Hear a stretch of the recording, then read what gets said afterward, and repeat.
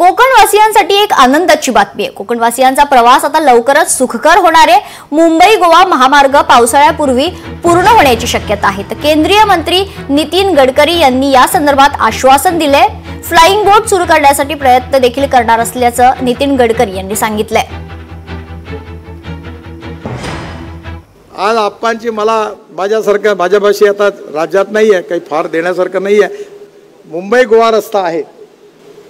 आजच मी आता हेलिकॉप्टरमध्ये निलेश असताना अधिकारी बरोबर घेतले, इथपर्यंत आले, सगळी माहिती विचारत होतो।